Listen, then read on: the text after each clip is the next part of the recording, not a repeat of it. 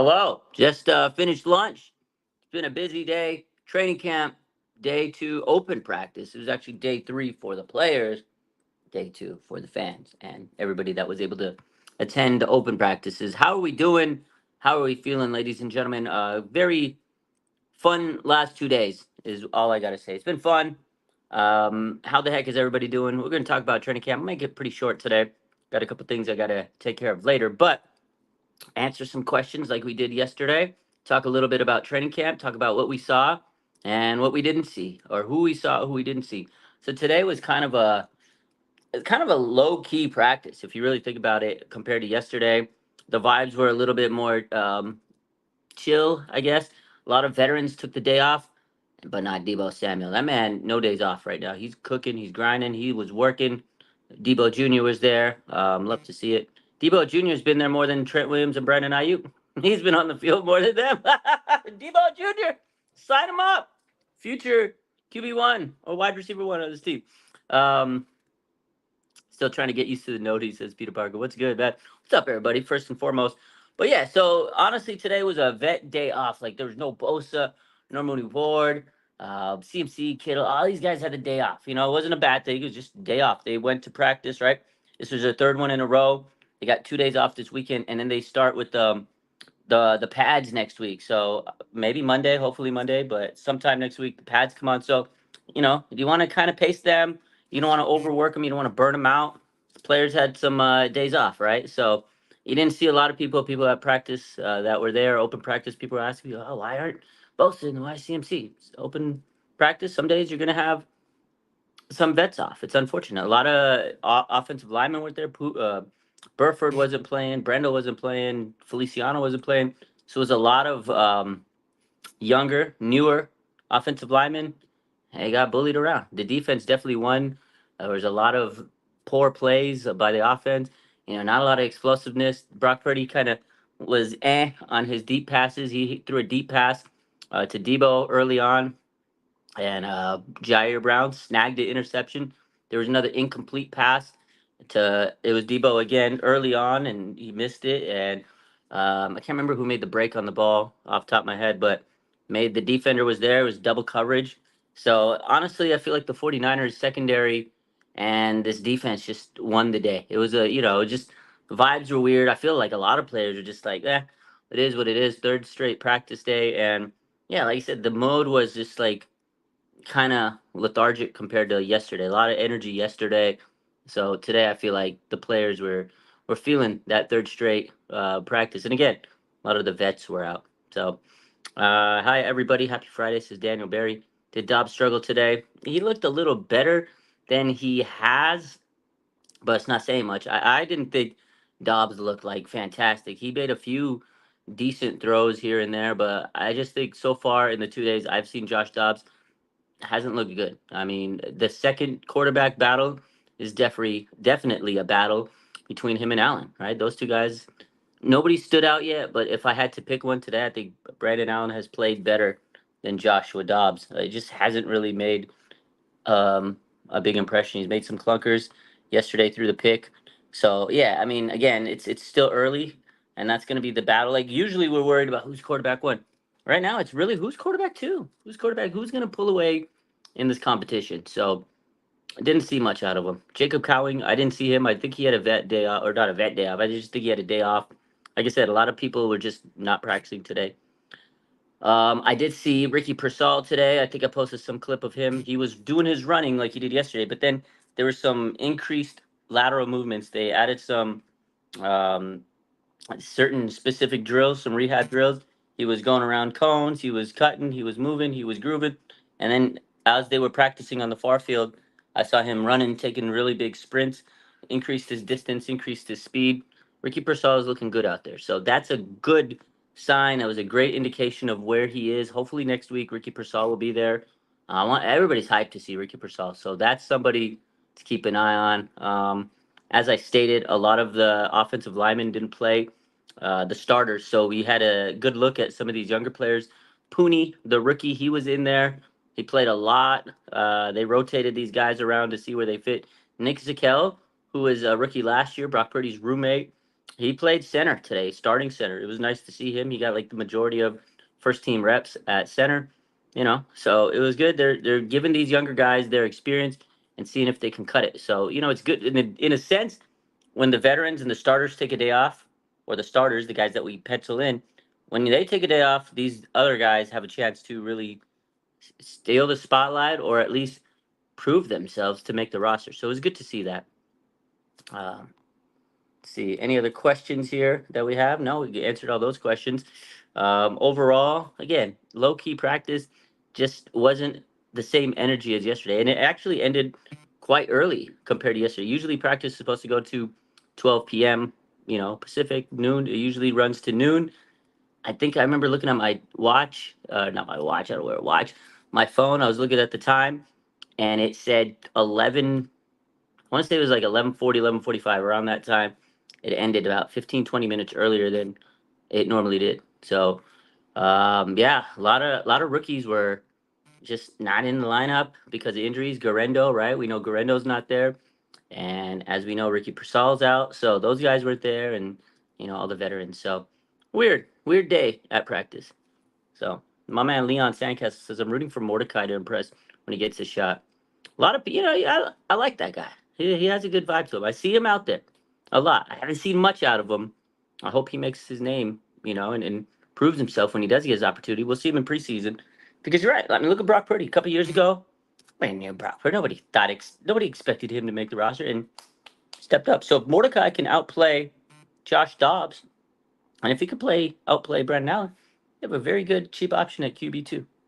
So yeah, I'm rooting for Mordecai. I want to see what he's got. I mean, I haven't really seen much of him in college, so I do want to see what he can bring to the table. I know Larry Kruger has told me all about Tanner Mordecai, so we'll see if he can be a guy that can make this roster. It's not a long shot. I won't say it's not a long shot, but I'll say it's not like impossible for him to make this roster because, again, it's not like Dobbs and Brandon Allen are world beaters, and they haven't proven much out of training camp so far. It was early, so again, we'll see. Tanner Mordecai definitely has a chance to make his name known. You know what I mean? So we'll see. We'll see. See any other questions out there in terms of training camp? Again, today just very ho hum day. Not much. I don't know if you guys saw some of the press conferences.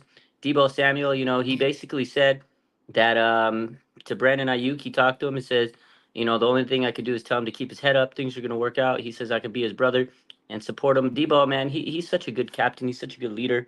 Again, he was out there practicing today when all the vets were off. He's making a good impression on this team. He's doing everything he needs to do to prove that he's the guy. It's nice to see that overall. And, Debo also said, uh, he wouldn't mind doing kick returns today. Yeah, with the new kick return rules, I kind of like that. I mean, at one point, it is scary to think Debo returning kicks, but this new kick return situation is going to be wild in the NFL this year.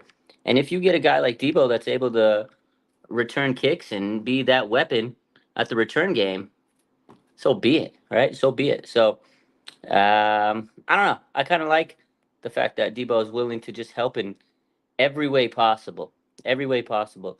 So I don't know. He also raved about the cornerbacks and how much he respects them on this team. Debo's just a good dude, man.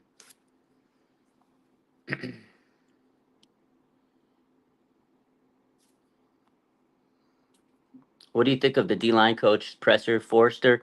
Very honest. I like a lot of these O line. I think you meant the O line coach, Chris Forster. He took blame for the Super Bowl for the plays that Spencer Burford that happened in there. He says it's on me. You know what I mean? At the end of the day, it's on me. And he's honest. He took accountability. You like that out of a coach. I saw that. My man Leon says, "Do you think Dobbs makes the 53?"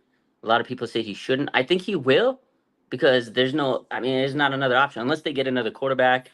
And it's just 2-3 days of practice. I think Dobbs will ultimately make the 53-man roster, but it's not a guarantee. It's not a guarantee.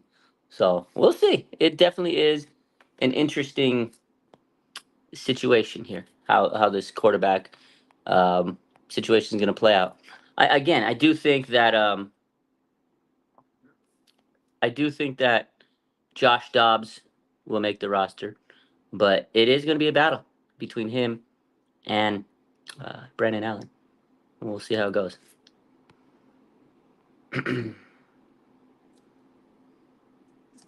Yeah, that was awesome. I got to pause for a little bit. I might have to pause for just a second. I do have to take a quick message, and I'll be right back. Stay tuned from our sponsors.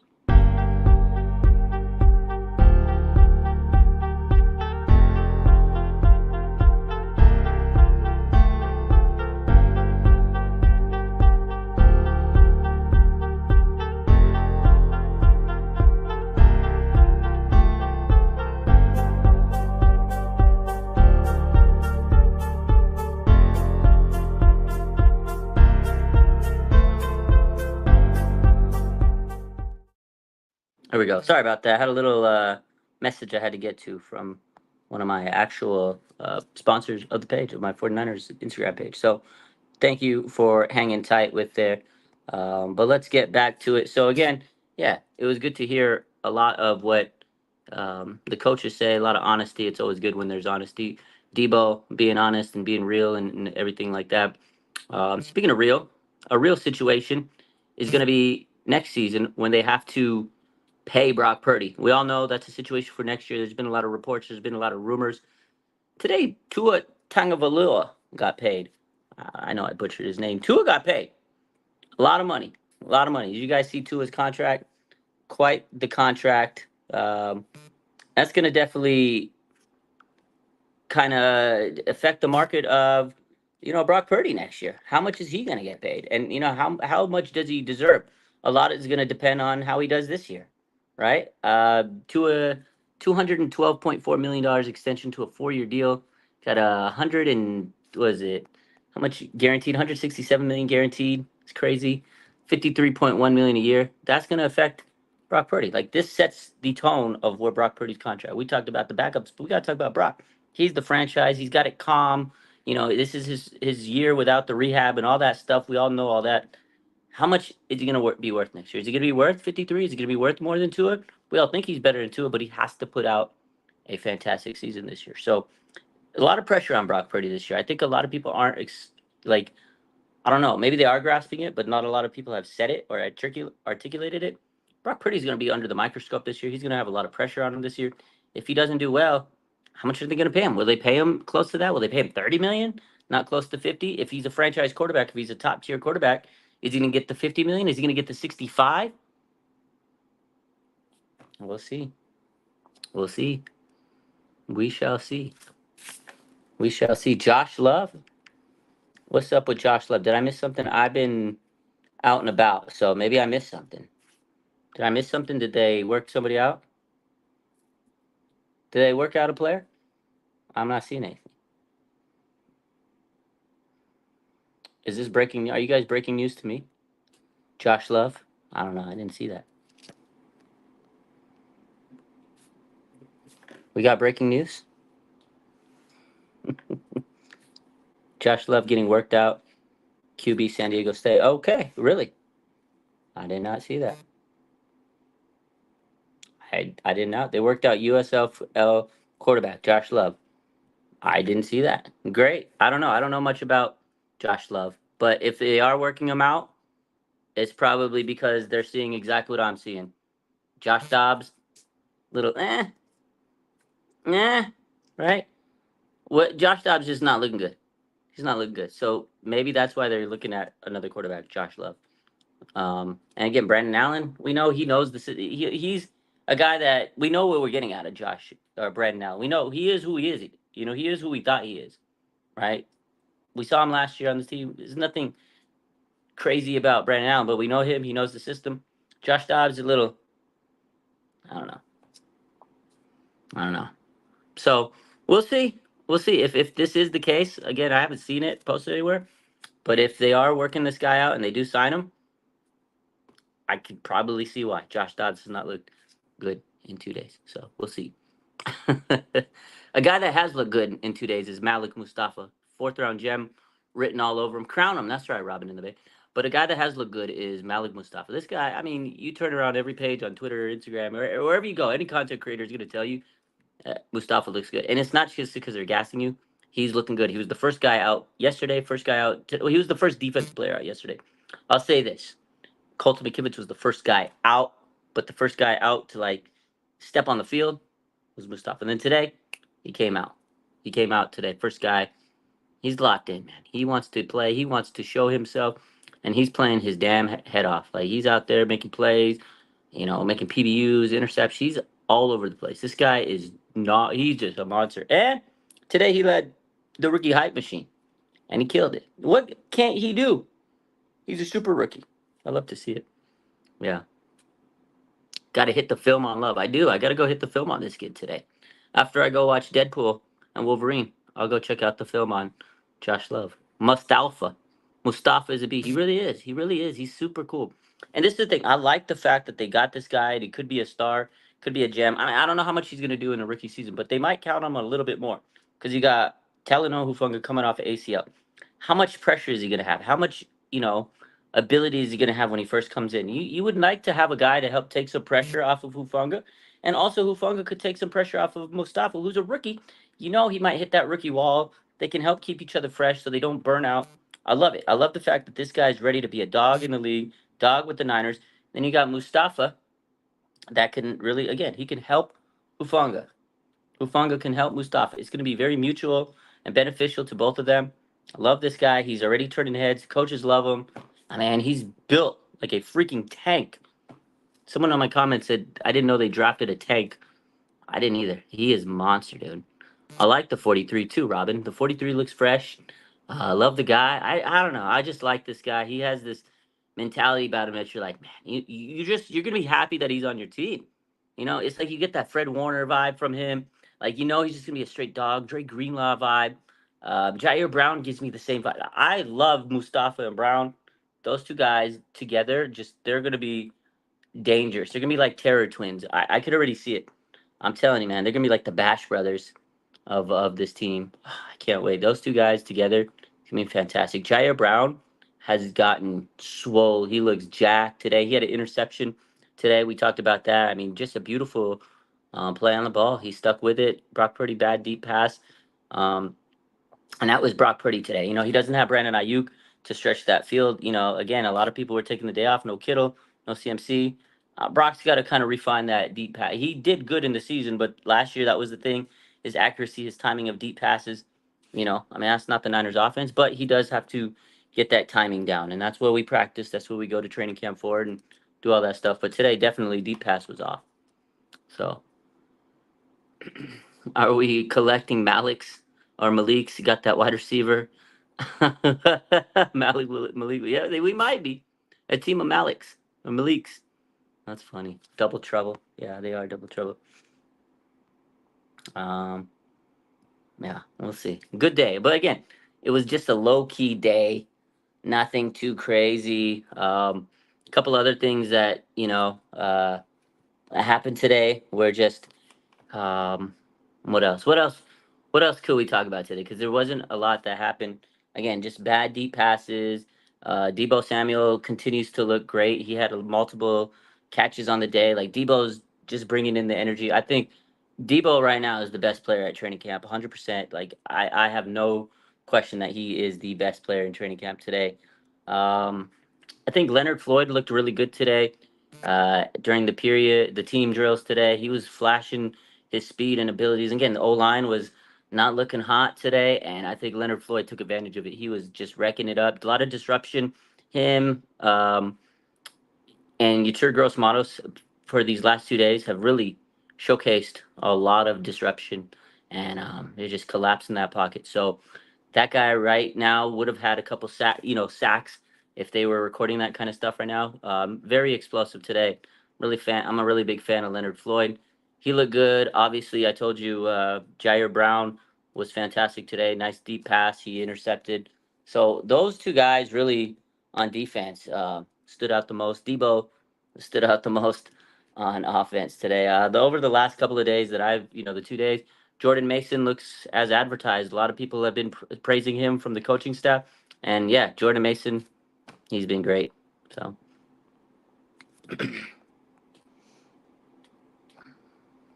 what else? What else? What else we got?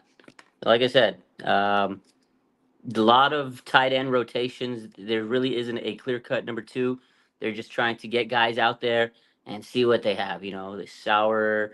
They got just so many guys. Latu and P line. All these guys are out there. They're just rotating them, trying to see what they have in every single one of them.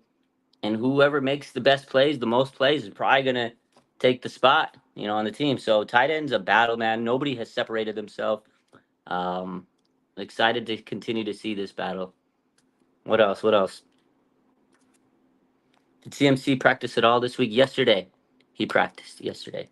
Let's see. Let's see. Isaac Yadam. It's another guy that stood out today. Noah Mooney Ward. He didn't practice today um, in the team drills, and Isaac Yadam was there. He made a lot of nice little contested PBUs here and there. I like that guy. I think if it ended today or when it all ends, I think Yadam, Demo, and Mooney Ward are going to be your top three corners, and then Renardo Green can kind of be that fourth. Maybe they'll switch him into that slot once he kind of gets his feet wet. I like Yadam. I think he's very good, very interesting player that they added to this team. He could play inside, he could play outside. It's really going to be interesting what they do with Demo and him. Who's going to play outside? Who's going to play inside? He could do it. Demo could do it both. And Mooney Ward talked about it today. He says Demo could do them both. He's just as good in either position. I kind of like Demo inside in the slot, but it really depends on how good is Yadam. Yadam outside. So I really like that guy.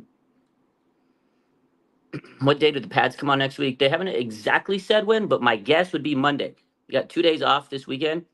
Might as well throw the pads on Monday when you get back. Get some rest for that. That's probably why they're resting a lot today and the next 2 days. So I would guess Monday, but could be any day next week. Moody, 100%. Yeah, Moody has knocked every single kick.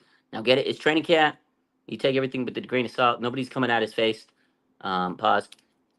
But yeah, Jake Moody is 100% in training camp. He has not missed a kick. I love it. He's looking good. Looking good. Looking good. What else? Trying to look at my notes here. I got up here. I wrote down and trying to catch up with everything I wrote.